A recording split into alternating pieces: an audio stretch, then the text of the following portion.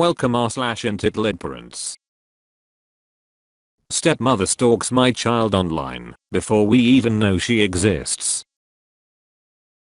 Okay, so this may not exactly belong in this subreddit, but I didn't know where else to post it. The woman in question is entitled, and she was legally a step-parent at the time. So it kinda fits. If there is a better sub for this, let me know. Backstory: I met my wife, Wiffy, in high school, and she was 6 months pregnant at the time. The BO father, DBD, was a complete deadbeat, and the only reason I even met the two of them is because my friend was sleeping with DB behind Wiffy's back and wanted to introduce me to him. When the baby, DD, was born, DBD dropped out of school and changed his number to avoid Wiffy and the new baby. By the time DD was 8 months old, Wiffy and I had started dating. We graduated together, moved across the state to college, and went on with our lives as a happy little family. Fast forward 5 years. We have never heard from DBD, and until DD was 3.5, she and Wiffy still technically lived with Wiffy's mom on breaks and such in the same house they had always been, just a few blocks from DBD. Out of the blue, he sends us a message on FB asking to have DD over for the weekend. Apparently he had gotten his new girlfriend pregnant, and they had rushed to get married. Now the new wife, we'll call her Psycho, wanted DBD to have his daughter back. It had been 5 years, she didn't know him, and we didn't know what to say at first. Out of curiosity, we checked out both DBD and Psycho's profiles, and I nearly fainted. For nearly a year, Psycho had been collecting photos of DD from anyone's profile that would share a picture of her. Not only that, she was posting them on her profile, as if she had been the one to take them. This included shots from a Mother's Day photo shoot we had paid for. The photographer posted some of the shots with her watermark on her page before we even got the shots back, and Psycho copied them all to post on her profile, saying it was the best Mother's Day gift ever. Her baby was not yet born. Scared and angry, we found it best to ignore their request. There was no way we could get DD to go along with spending the weekend at a stranger's house anyway. So, they sued us for full custody and child support.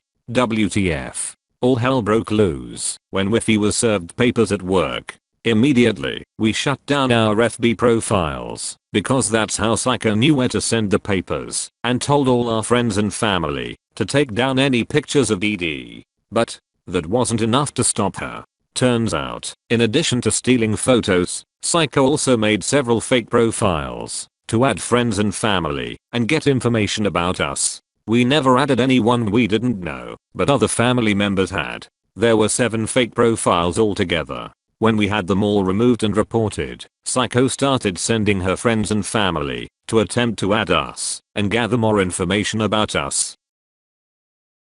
She showed up at DD's Christmas show at school when we didn't even tell them where she went to school. She repeatedly showed up at Wiffy's work to try to get her in trouble and called the cops on us for several false incidents. The reasons listed by their lawyer for seeking full custody were because we're lesbians and that's bad for kids. We abused DD. Never once in her life. We do drugs. Even offered to do a piss test, but she wouldn't spring for it since we would all have to foot that bill. Well, based solely on the fact that over 5 years prior he had signed the VAP, DBD got visitation rights. Wiffy retained primary custody because, duh, and visits were begun slowly, so DD could get to know DBD. Eventually, it moved to every other weekend for the whole weekend.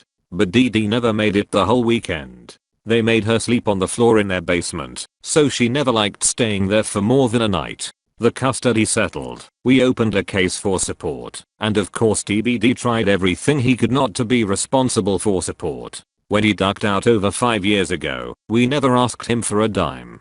But they wanted all this, so we did it all. You wouldn't believe the excuses he'd try. Even though they won, Psycho didn't stop trying to destroy our names online and attempting to turn everyone from high school still in our hometown against us. She wanted the happy little family, and DD was throwing a wrench in her plans by not calling her mommy right from the get-go. When they showed up at her spring concert uninvited, Psycho demanded DD take her around and introduce her.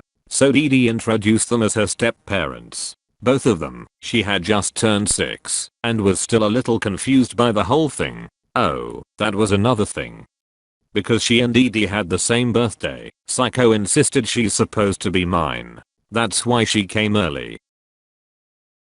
One night when Dee Dee was at their house, we get the usual call to come and get her, only it was Psycho's mom on the phone and not DBD. They lived with Psycho's parents and neither drove, so her parents had to take them everywhere. When we get to the pickup point, Dee Dee is in tears and DBD hops into his in-laws truck without an explanation.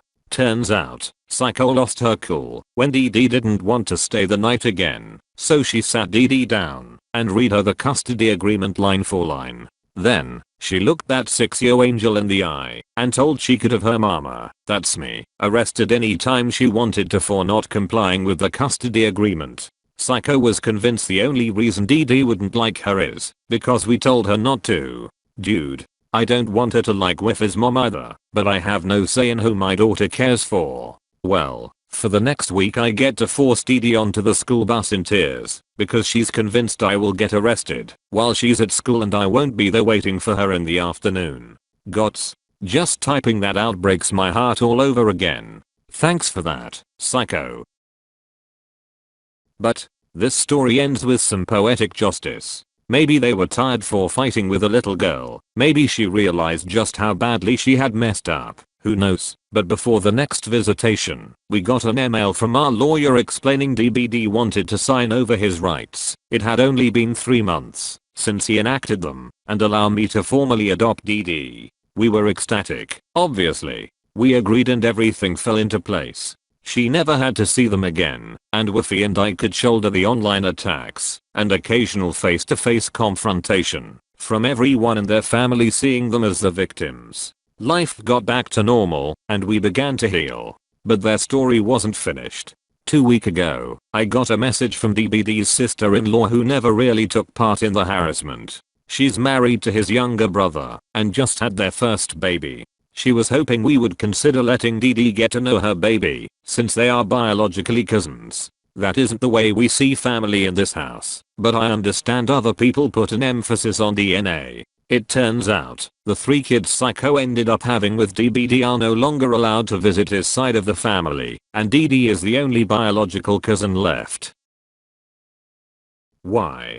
Because DBD raped an 11-year-old girl he and Psycho were supposed to be babysitting. He went to prison and Psycho divorced him, banning his entire family from seeing any of the kids. My heart bleeds for the little girl who had her life ruined. But I'm human. So forgive me when I say, after watching that Psycho twist my little girl all up inside, I feel satisfied with her serving of karma. Thank you for watching. If you enjoyed the video, hit like. If you would like to see more, feel free to subscribe.